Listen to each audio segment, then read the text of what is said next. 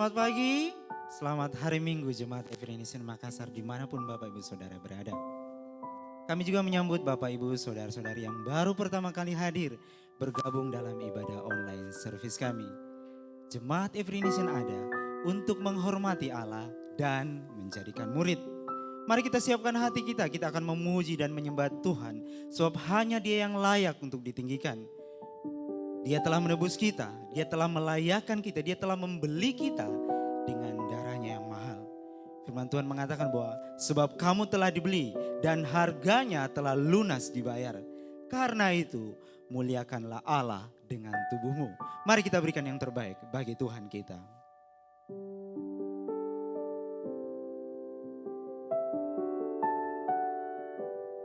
Kami mengucap syukur ya Tuhan. Karena begitu besar kasih-Mu bagi kami.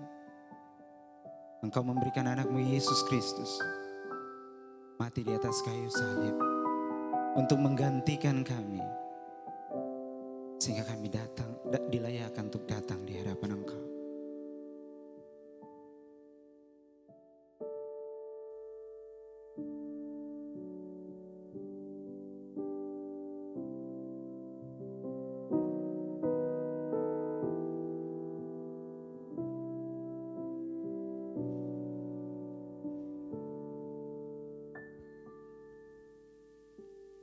Telah kulihat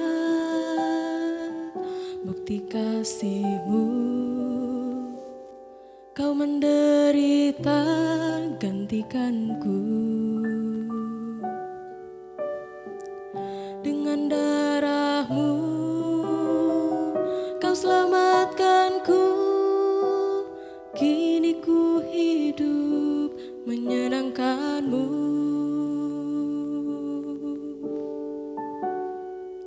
Terlalu besar kasih-Mu Bapa, pengorbanan yang Kau berikan bagiku.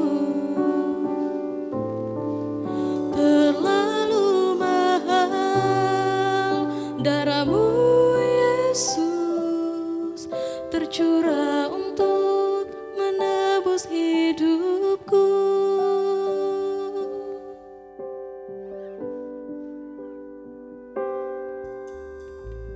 Telah kulihat bukti kasih-Mu, Kau menderita gantikanku.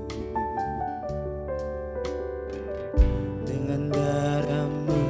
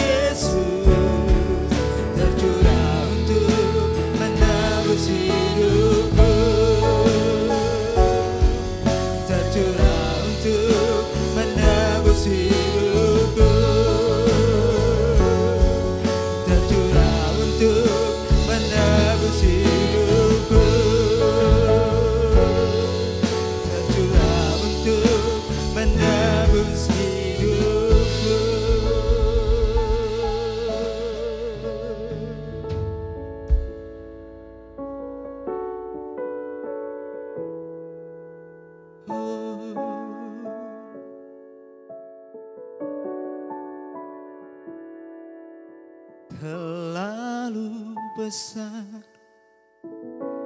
kasih-Mu Bapa, pengorbanannya Kau berikan bagiku. Terlalu mahal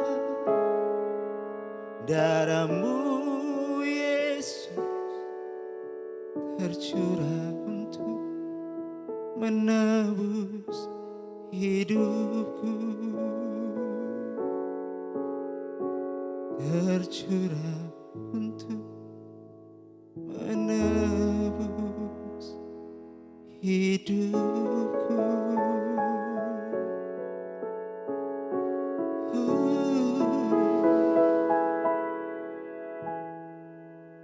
Tercurah untuk menebus hidupku.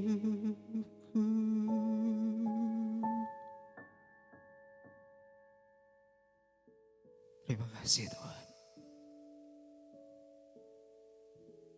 untuk pengorbanan-Mu, untuk kasih-Mu, untuk darah anak-Mu Yesus Kristus, darah yang sangat mahal yang telah tercurah untuk menebus kami. Dan kami pun mau belajar untuk mengikuti Engkau seumur hidup kami.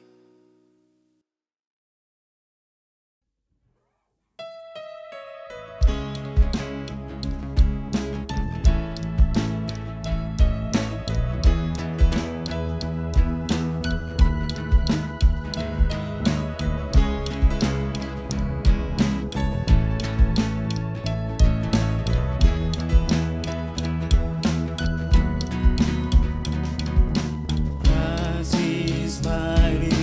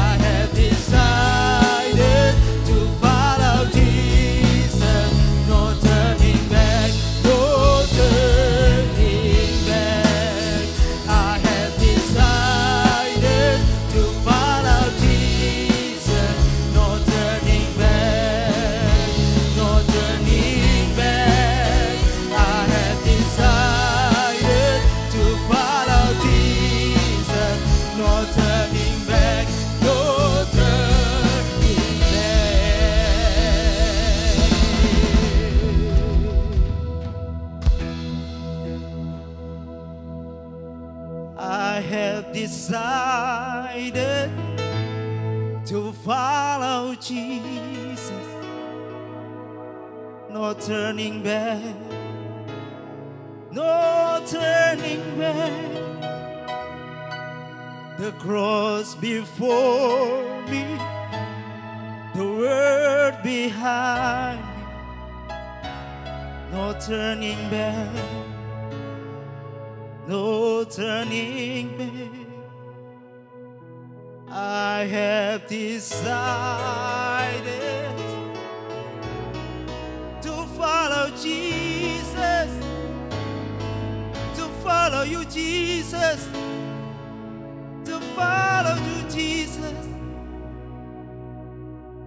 I have decided to follow Jesus. No turning back, no turning back. The cross before me, the world behind me. No turning back, no turning back, no turning back, no turning back.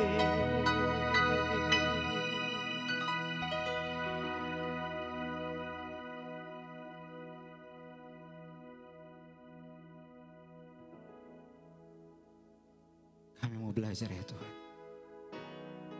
untuk mengikuti Engkau seumur hidup kami. Kami mau belajar untuk memandang pada Engkau, melihat hanya kepada Engkau sebagai Tuhan dan Juru Selamat dalam kehidupan kami. Terima kasih Tuhan. Terpujilah namamu Bapa. Terpujilah namamu Yesus Kristus. Terpujilah namamu Roh Kudus. Segala pujian, hormat, syukur hanya bagi Engkau. Di dalam nama Yesus Kristus, kami naikkan ucapan syukur kami di hadapan. Amin. Amin, amin. Terpujilah Tuhan kita Yesus Kristus. Kita telah memuji dan menyembah Tuhan kita yang agung, yang besar, yang luar biasa. Dan kita percaya bahwa Dia adalah Allah yang baik, Tuhan yang baik di dalam kehidupan kita sehari-hari. Saya percaya oleh Dialah kita pun memiliki komitmen untuk tetap mengikuti Dia, berjalan bersama Dia setiap hari. Itulah komitmen kita, itulah yang kita nyatakan dalam kehidupan kita. Kita meninggalkan apa yang di belakang kita dan tetap berjalan bersama Tuhan. Semua ini bukan semata-mata kekuatan kita, tetapi kita percaya bahwa ini semua adalah karena kekuatan dari Tuhan, anugerah dari Allah yang memampukan kita untuk menjalani kehidupan bersama Tuhan di dunia sekarang ini. Rasul Paulus mengatakan bahwa aku ada sebagaimana aku ada karena kasih karunia Allah. Kasih karunia Allah ini membuat aku bekerja lebih keras lagi. Jadi kesanggupan kita adalah oleh kasih karunia Allah di dalam kehidupan kita. Saya menyambut dengan sukacita setiap orang yang hadir pada hari ini dalam ibadah online kita. Kita sudah memuji Tuhan dan kita akan mendengarkan firman Tuhan.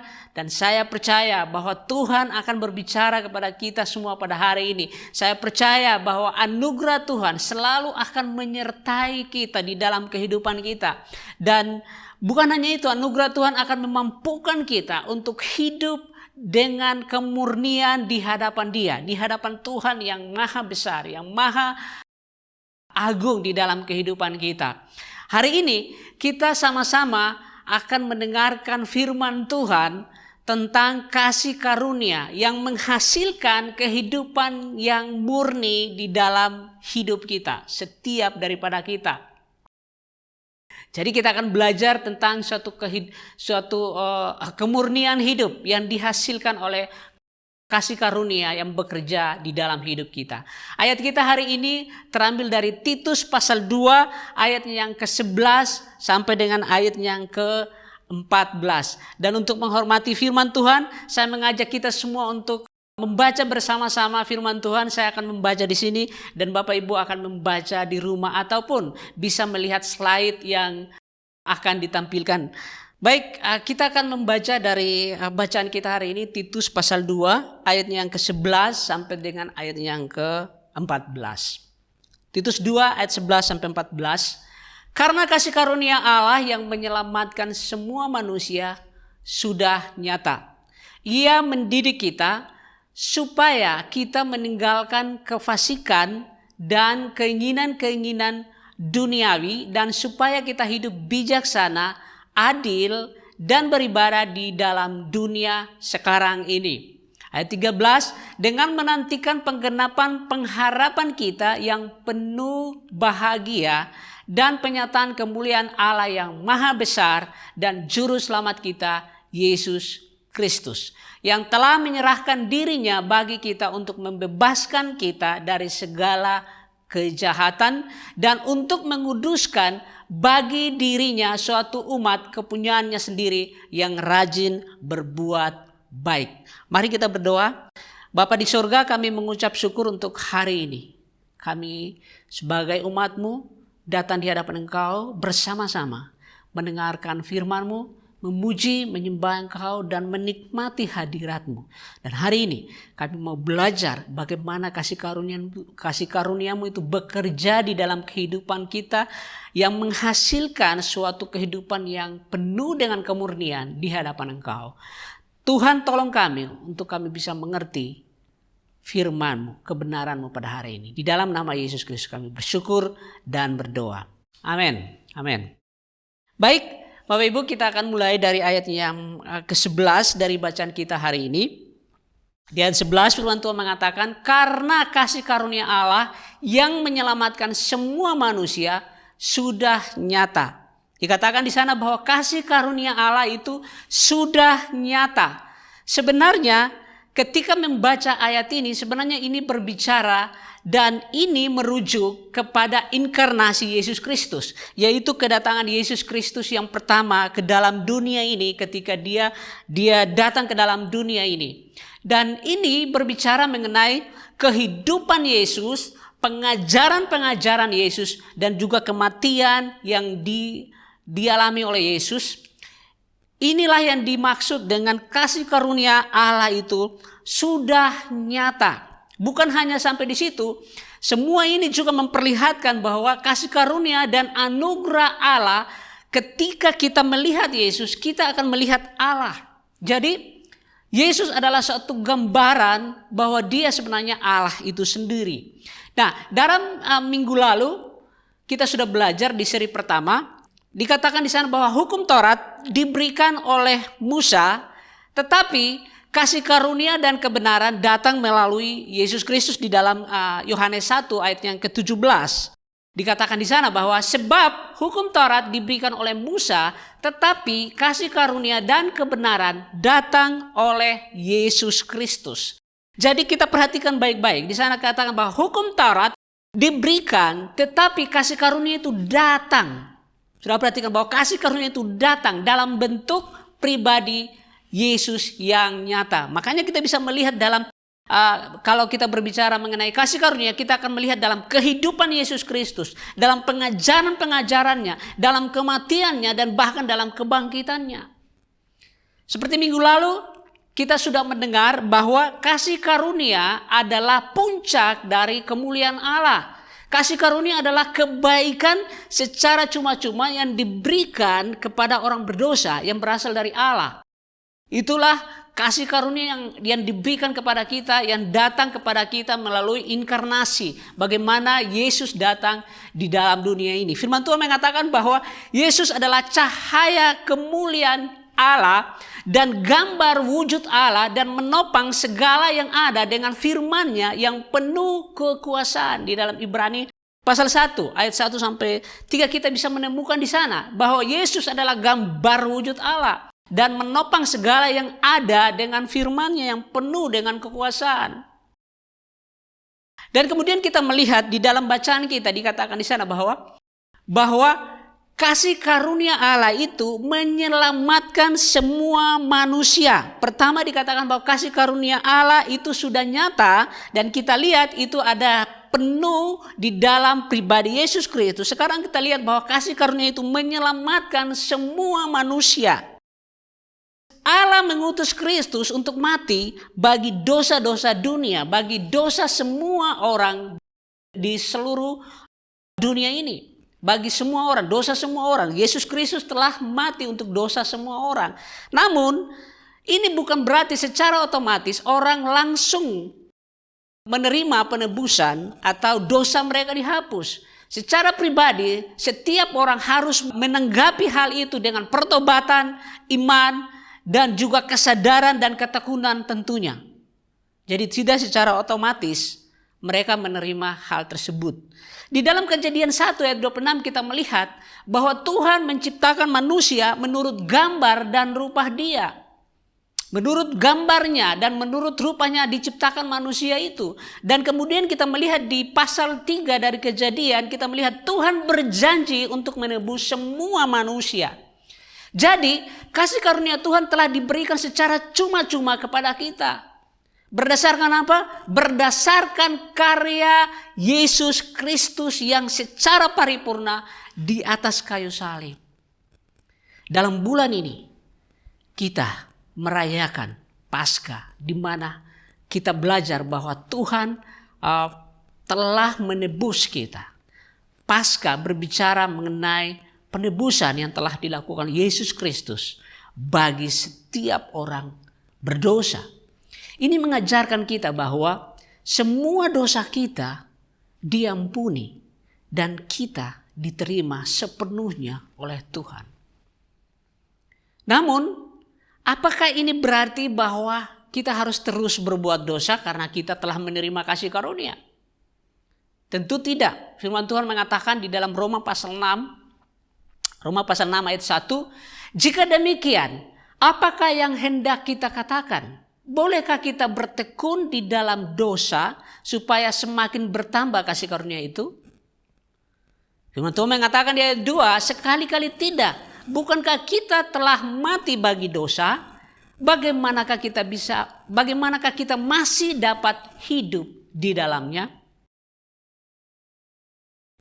Apakah yang dimaksud dengan kasih karunia yang memurnikan ini, yang sedang kita bicara hari ini? Mari kita akan belajar bagaimana kasih karunia itu menghasilkan kemurnian hidup bagi orang percaya. Ketika kita tahu bahwa Yesus adalah firman yang telah menjadi manusia. Itu adalah sesuatu yang sangat familiar bagi kita dan kita sudah tahu sebagai orang Kristen, kita tahu bahwa Yesus adalah firman yang telah menjadi manusia. Tetapi untuk saat ini, kita tentunya tidak hidup bersama Yesus secara jasmani, secara lahiriah. Jadi bagaimana kita bisa berjalan bersama dengan Dia? Sementara Yesus secara jasmani kita tidak bersama-sama dengan Dia.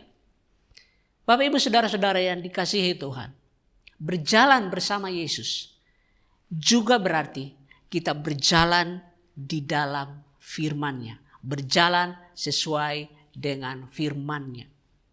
Itu namanya berjalan bersama Yesus. Kita berjalan sesuai dengan firman-Nya. Hari ini kita akan belajar beberapa hal untuk membantu kita memahami apa sebenarnya kasih karunia itu. Dan bagaimana kasih karunia itu bekerja di dalam kehidupan kita sebagai orang-orang percaya. Hari ini kita akan belajar hal tersebut. Yang pertama adalah kasih karunia mendidik kita untuk mengatakan tidak terhadap dosa. Ayat 12 kita baca di sana. Ia mendidik kita supaya kita meninggalkan kefasikan dan keinginan-keinginan duniawi.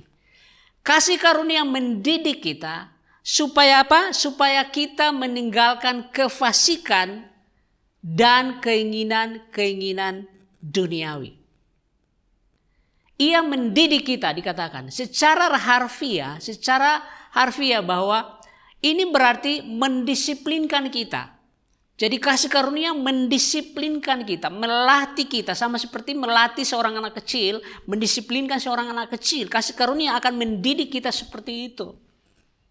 Seperti dalam 2 Timotius 3 ayat 16, di sana firman Tuhan mengatakan, sebab segala tulisan yang diilhamkan Allah memang bermanfaat untuk mengajar, untuk menyatakan kesalahan, untuk memperbaiki kelakuan, dan untuk mendidik orang di dalam kebenaran. Jadi kasih karunia inilah yang mendidik kita, mendisiplinkan kehidupan kita. Dan kasih karunia ini diumpamakan seperti orang tua yang penuh kasih di dalam Ibrani pasal 12 ayat yang kelima dan ayat yang keenam. Di sana dikatakan, dan sudah lupakah kamu akan nasihat yang berbicara kepada kamu seperti kepada anak-anak. Hai anakku, janganlah anggap enteng didikan Tuhan dan janganlah putus asa apabila engkau diperingatkan. Karena Tuhan menghajar orang yang dikasihinya dan ia menyesah orang yang diakuinya sebagai anak. Jadi kasih karunia sekali lagi mendidik kita untuk apa? Untuk meninggalkan kefasikan. Ini adalah permainan kata sebenarnya kalau kita lihat. Kata kefasikan dalam kata Yunani adalah asebeia. Asebeia adalah kefasikan. Dan kata kemurnian adalah eusebeia.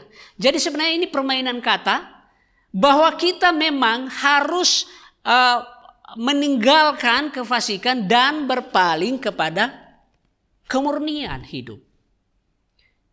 Dan kasih karunia ini mendidik kita untuk meninggalkan itu. Bukan hanya itu, kasih karunia juga mendidik kita untuk meninggalkan keinginan-keinginan duniawi. Dikatakan di sana, ia mendidik kita supaya kita meninggalkan kefasikan dan keinginan-keinginan duniawi. Di dalam Titus pasal 3 ayat yang ketiga firman Tuhan mengatakan, karena dahulu kita juga hidup dalam kejahilan, tidak taat, sesat, menjadi hamba berbagai-bagai nafsu dan keinginan, hidup dalam kejahatan dan kedengkian, keji, saling membenci. Di ayat 4 dikatakan, tapi ketika nyata kemurahan Allah, juru selamat kita dan kasihnya kepada kita. Ayat 5, pada waktu itu Dia telah menyelamatkan kita bukan karena perbuatan baik yang telah kita lakukan, tetapi karena rahmat-Nya oleh permandian kelahiran kembali dan oleh pembaharuan yang dikerjakan oleh Roh Kudus. Di dalam 2 Timotius pasal 2 ayat 22 firman Tuhan mengatakan, sebab itu jauhilah nafsu orang muda, kejarlah keadilan, kesetiaan, kasih dan damai bersama-sama dengan mereka yang berseru kepada Tuhan dengan hati yang murni. 2 Timotius 4 ayat yang ketiga firman Tuhan mengatakan, karena akan datang waktunya orang tidak dapat lagi menerima ajaran sehat, tetapi mereka akan mengumpulkan guru-guru menurut kehendaknya untuk memuaskan keinginan telinganya. Bapak Ibu saudara-saudari sekalian, dari sini kita belajar bahwa kita harus berbalik dari segala kejahatan kita karena Kristus telah mempersembahkan dirinya untuk melepaskan saudara dan saya dari segala kejahatan. Dan bukan hanya sampai di situ. Kristus telah membuat kita menjadi manusia yang baru. Dan kita, karena itu kita harus berpaling. Setelah kita berpaling dari kejahatan, kita harus berpaling kepada kebenaran. Karena apa? Karena Kristus telah memperdamaikan kita. Dan dia telah memberikan kita teladan. Karena itu, Bapak Ibu Saudara-saudari, kita seharusnya berbalik dari kejahatan kita dan berpaling kepada kebenaran, kepada firman Allah. Bagaimana aplikasinya di dalam kehidupan kita, Bapak Ibu?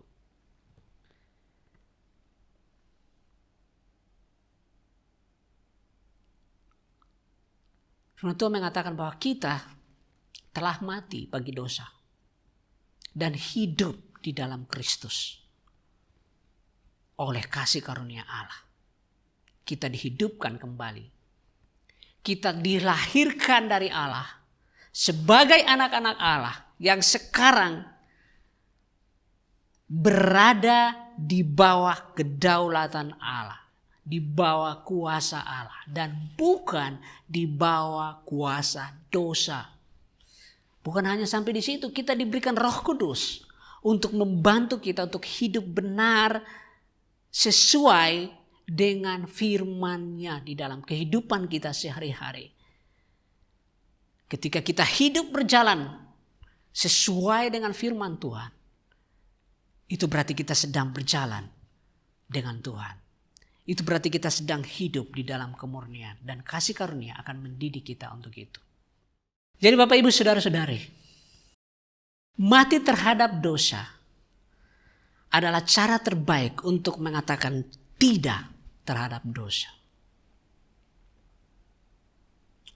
Kita sudah belajar poin pertama, bahwa kasih karunia akan mendidik kita untuk mengatakan tidak terhadap dosa. Sekarang kita masuk di poin yang kedua.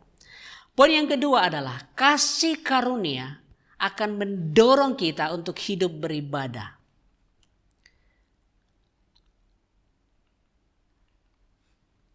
Di ayat selanjutnya dikatakan di situ, di ayat 12.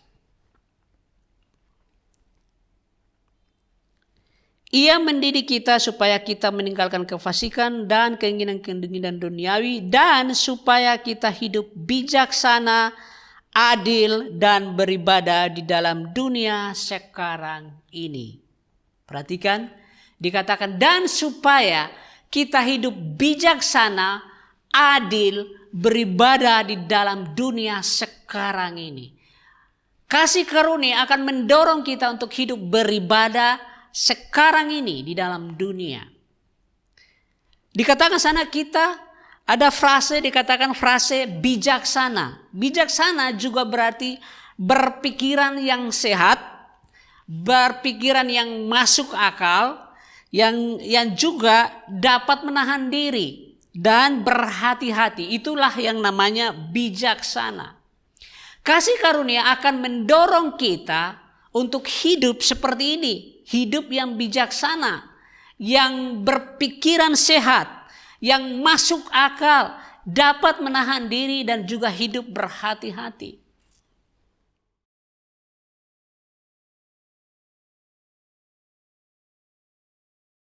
Sopron berarti seimbang. Ini kata Yunani, sebuah istilah Yunani yang sangat terkenal, yang menunjukkan bahwa menghindarkan diri dari sesuatu yang sangat ekstrim. Itu namanya bijaksana. Nah, itu digunakan untuk seseorang yang berpikiran yang sehat. Di dalam Titus pasal 2, ayat 2 dan ayat yang kelima. Dikatakan di sana bahwa laki-laki yang tua hendaklah hidup sederhana, terhormat, bijaksana, sehat dalam iman, dalam kasih, dan dalam ketekunan.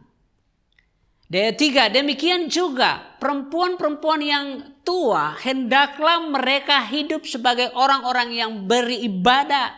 Jangan memfitnah, jangan menjadi hamba anggur, tetapi cakap mengajar hal-hal yang baik.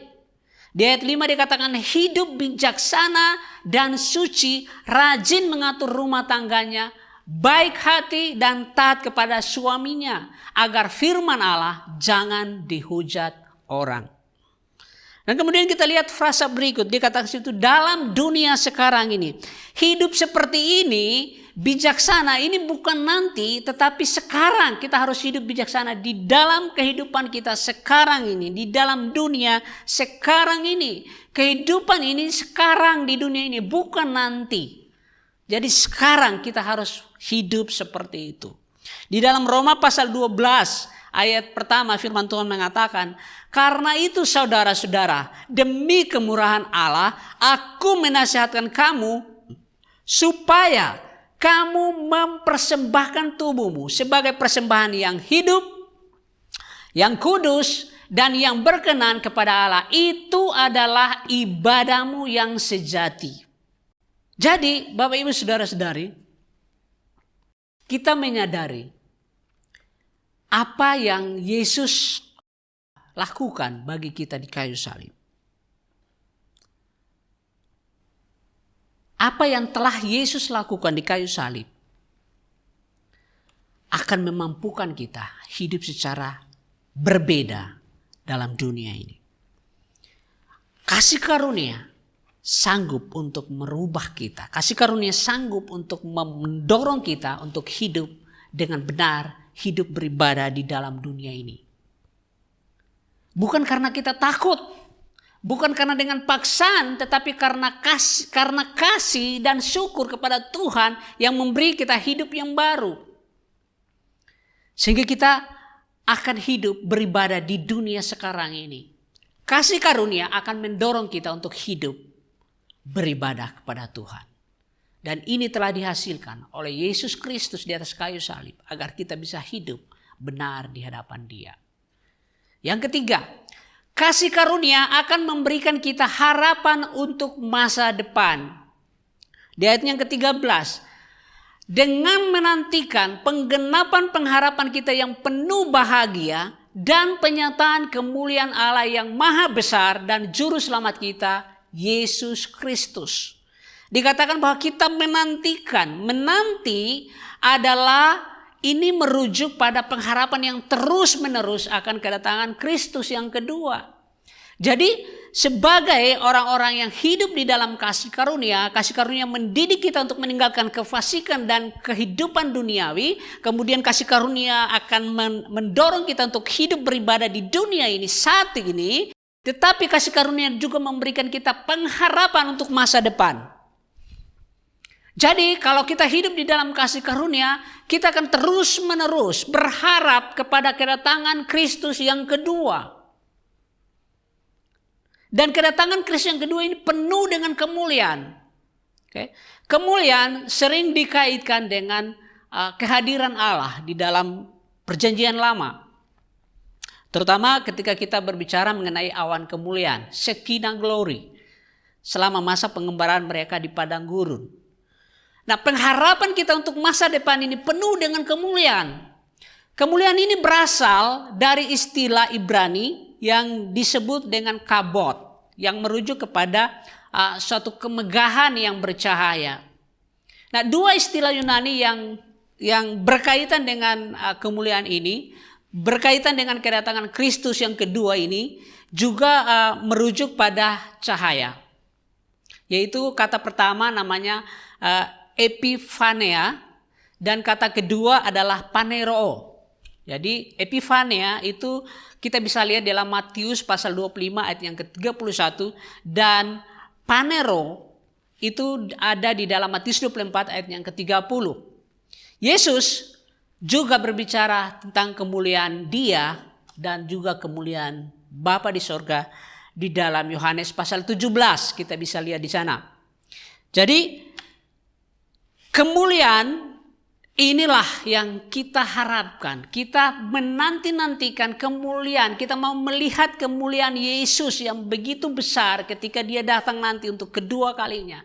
Sebagai orang-orang yang telah dimurnikan, sebagai orang-orang yang telah dididik oleh kasih karunia, seharusnya sebagai orang-orang percaya ini harus memiliki suatu pengharapan, menantikan bahwa Yesus akan datang kedua kali dan kita akan melihat kemuliaannya dalam kemegahan yang luar biasa. Inilah yang harus menjadi harapan kita sebagai orang-orang percaya. Dan dikatakan di sana, Allah yang maha besar dan juru selamat kita, Yesus Kristus. Bapak Ibu, di sini Yesus dengan jelas diberi gelar Allah. Artinya, Yesus memang bersifat ilahi. Bapak Ibu saudara-saudari, harapan kita untuk masa depan akan mendorong nilai-nilai kita hari ini. Jadi kehidupan kita hari ini itu sangat ditentukan dengan apa yang kita harapkan di masa yang akan datang. Nilai-nilai yang kita hidupi hari ini itu sangat ditentukan oleh apa yang kita harapkan di masa yang akan datang.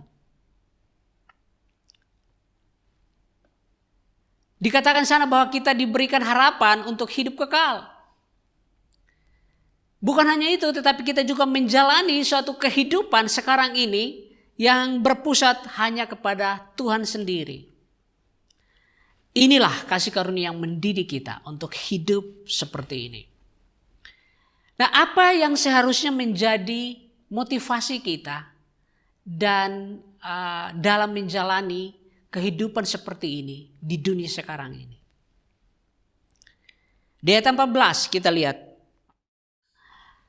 Yang telah menyerahkan dirinya bagi kita untuk membebaskan kita dari segala kejahatan dan untuk menguduskan bagi dirinya suatu umat kepunyaannya sendiri yang rajin berbuat baik. Yesus dikatakan bahwa dialah yang telah menyerahkan dirinya untuk kita. Ini merujuk pada penebusan yang dilakukan oleh Yesus Kristus dan kita bisa lihat rujukannya adalah di dalam Yesaya pasal 53. Bapak Ibu saudara-saudari, Allah Bapa mengutus tetapi Sang Anak memberikan dirinya sendiri. Memang benar Bapa mengutus tetapi Sang Anak memberikan dirinya sendiri. Wow, ini hal yang sangat luar biasa. Untuk apa? Untuk apa Sang Anak memberikan dirinya sendiri bagi kita? Pertama, untuk membebaskan kita, dikatakan di sana di ayat 14, untuk membebaskan kita. Ini menunjukkan bahwa orang percaya bebas dari kuasa dosa melalui Kristus, melalui kasih karunia Allah yang telah ada di dalam dunia ini. Yang kedua, untuk apa? Untuk menguduskan dan memurnikan kita. Apalagi untuk menguduskan bagi dirinya suatu umat. Gereja adalah Israel rohani. Di dalam Galatia pasal 6 ayat 16 dan juga di dalam Roma pasal 2 ayat 29. Dan gereja ini memiliki mandat untuk memberitakan Injil kepada siapapun. Dalam Matius 28 ayat 19-20 kita bisa temukan di sana bahwa Tuhan memberikan mandat kepada kita untuk menjadikan murid. Bagaimana caranya kita menjadikan murid? Kita pergi, kita membaptis dan kita mengajar mereka. Itulah mandat yang diberikan Tuhan kepada kita. Kasih karunia Tuhan akan memampukan kita untuk bisa melakukan mandat ini, yaitu menjadikan murid. Dengan cara apa? Dengan cara pergi, kemudian membaptis mereka dan mengajar mereka. Umat seperti apa yang Tuhan akan jadikan? Umat seperti apa yang Tuhan akan hasilkan? Gereja seperti apa yang Tuhan akan hasilkan? Yaitu suatu umat yang rajin berbuat baik. Wow, ini hal yang sangat luar biasa yang Tuhan berikan kepada kita. Bapak Ibu saudara-saudari yang dikasihi Tuhan. Tujuan kekristenan bukanlah surga ketika orang percaya meninggal.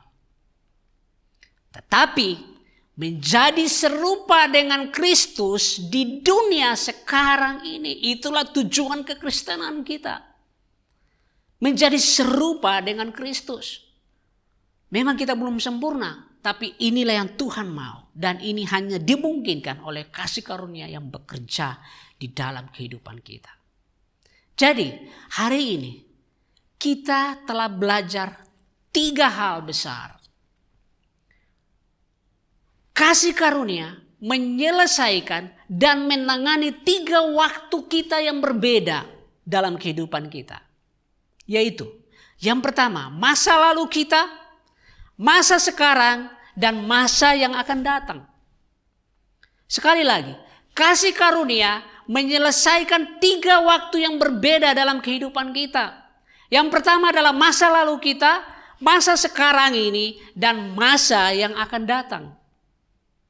Dan kita sudah belajar 3 hal itu. Yang pertama, kasih karunia akan mendidik kita untuk meninggalkan dosa. Kasih karunia akan mendidik kita untuk mengatakan tidak kepada dosa. Itu adalah masa lalu kita. Tuhan menyelesaikan masa lalu kita. Setiap dosa-dosa kita, semua dosa-dosa kita Tuhan selesaikan. Kasih karunia menyelesaikan masa lalu kita. Tidak hanya sampai di situ. Kasih karunia juga menyelesaikan masa sekarang kita. Dikatakan kasih karunia mendorong kita untuk hidup beribadah di dunia sekarang ini. Kasih karunia menyelesaikan masalah kita sekarang ini. Dia akan mendorong kita bagaimana kita hidup beribadah di hadapan Tuhan sekarang ini. Tidak hanya sampai di situ. Kasih karunia juga menyelesaikan masa depan kita. Dikatakan kasih karunia memberikan kita pengharapan untuk masa depan yang penuh dengan kemuliaan. Jadi Bapak Ibu, kasih karunia yang Tuhan berikan kepada kita sangat luar biasa. Karena Dia menyelesaikan masa lalu kita, Dia menyelesaikan masa sekarang kita, dan Dia juga menyelesaikan masa depan kita. Mempersiapkan kita, mempersiapkan masa depan kita. Inilah hal yang sangat luar biasa. Artinya Bapak Ibu Saudara-saudari, melalui kasih karunia kita, masa lalu kita ditebus. Kemudian masa sekarang kita dipelihara. Dan kemudian masa depan kita dijamin. Wow, ini adalah hal yang luar biasa. Saya ulangi, kasih karunia menyelesaikan 3 masa yang berbeda dalam kehidupan kita. Yaitu masa lalu kita, masa sekarang, dan masa yang akan datang. Masa lalu kita ditebus. Masa sekarang kita dipelihara. Dan masa yang akan datang kita dijamin. Mari kita berdoa. Bapa, kami bersyukur. Terima kasih kami telah mendengarkan firman-Mu. Kami berdoa biar firman ini dimeteraikan di dalam kehidupan kita. Terima kasih Bapa di sorga. Biarlah kasih karunia-Mu bekerja melalui firman-Mu, melalui Roh Kudus-Mu. Kasih karunia akan memampukan kami untuk hidup dengan kemurnian di hadapan Engkau. Kasih karunia-Mu mengajar kami untuk meninggalkan, berkata tidak terhadap dosa. Kasih karunia-Mu mendorong kami untuk beribadah di dunia sekarang ini. Dan kasih karunia-Mu memberikan kami pengharapan untuk masa depan. Kami bersyukur Tuhan. Meteraikan firman-Mu di dalam kehidupan kami. Pribadi demi pribadi. Agar hidup kami benar-benar memiliki kemurnian di hadapan Engkau. Suatu kehidupan yang penuh kemurnian. Bukan karena kekuatan kami. Tetapi oleh karena anugerah kasih karunia bekerja di dalam kehidupan kami. Terima kasih Bapa di sorga, kami bersyukur dan berdoa hanya dalam nama Tuhan Yesus. Segala pujian, hormat kami berikan bagi Engkau. Amin. Baik Bapak Ibu, saudara-saudara sekalian, kita akan memberikan persembahan. Dan saya ingin membacakan satu ayat yang sebenarnya tadi juga kita sudah baca di dalam Roma pasal 12 ayat pertama. Karena itu saudara-saudara, demi kemurahan Allah, aku menasihatkan kamu supaya kamu mempersembahkan tubuhmu sebagai persembahan yang hidup, yang kudus dan yang berkenan kepada Allah. Itu adalah ibadahmu yang sejati. Jadi Bapak Ibu, saudara-saudara sekalian, kita akan memberikan persembahan. Tetapi sebenarnya kita bisa memberikan mungkin uang kita sebagai persembahan. Tetapi yang paling penting sebenarnya adalah seluruh kehidupan kita berikan kepada Tuhan. Persembahan yang hidup, yang kudus dan yang berkenan kepada Tuhan. Jadi ketika kita memberikan, kita tahu bahwa sebenarnya seluruh kehidupan kita adalah korban persembahan di hadapan Tuhan. Karena itu sewaktu kita memberi, kita tahu bahwa semua yang kita miliki adalah pemberian dari Tuhan. Dan karena itu ketika kita memberi persembahan, kita memberikan dengan tulus di hadapan Dia. Dan jika Bapak Ibu sudah siap, mari kita berdoa untuk offering kita. Bapa di sorga, kami bersyukur Tuhan, sebenarnya Engkau menghendaki kami supaya kami mempersembahkan seluruh hidup kami sebagai persembahan yang hidup, yang kudus dan yang berkenan di hadapan Engkau. Tapi hari ini kami bawa di hadapan Engkau, kiranya apa yang kami berikan ini bisa menjadi berkat bagi orang lain. Kepada siapa kami akan pergi dan memberitakan firman-Mu. Terima kasih Tuhan, kami berdoa untuk setiap orang yang memberi dengan hati yang tulus. Setiap orang yang memberikan pada hari ini, Tuhan memberkati mereka. Tuhan yang memberkati kehidupan mereka. Terima kasih Bapa di surga, kami berdoa untuk persembahan kami, perpuluhan, janji iman, persembahan khusus kami. Kiranya Tuhan yang akan membuat ini menjadi berkat bagi orang lain. Terima kasih Bapa di surga, kami bersyukur dan berdoa di dalam nama Yesus Kristus. Amin. Selamat memberi. Tuhan memberkati.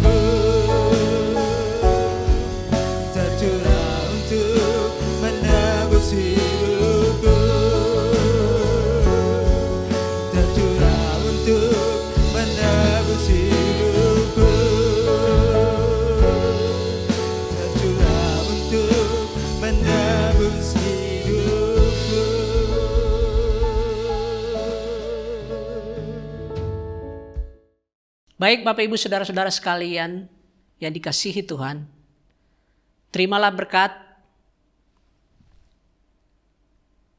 dari Allah Bapa dan dari Tuhan kita Yesus Kristus. Kiranya selalu menyertai kita hari ini, seterusnya dan sampai selama-lamanya. Dan biarlah kekuatan Roh Kudus memampukan kita untuk menjalani kehidupan di dunia ini. Agar kita benar-benar bisa mengatakan tidak terhadap dosa. Agar kita benar-benar bisa hidup beribadah di hadapan Dia. Dan agar kita benar-benar hidup dalam pengharapan untuk masa depan yang penuh dengan kemuliaan. Terima kasih. Pulanglah dengan damai sejahtera dan berkat Allah akan menyertai setiap langkah kehidupan kita semua. Di dalam nama Yesus Kristus. Amin. Ibadah kita telah selesai. Selamat bersekutu satu dengan yang lain. Kiranya berkat hari ini, berkat hari Minggu ini, selalu ada dalam kehidupan kita pribadi, di dalam keluarga kita, dan juga di dalam gereja ini. Selamat hari Minggu, Tuhan memberkati kita semua. Amin.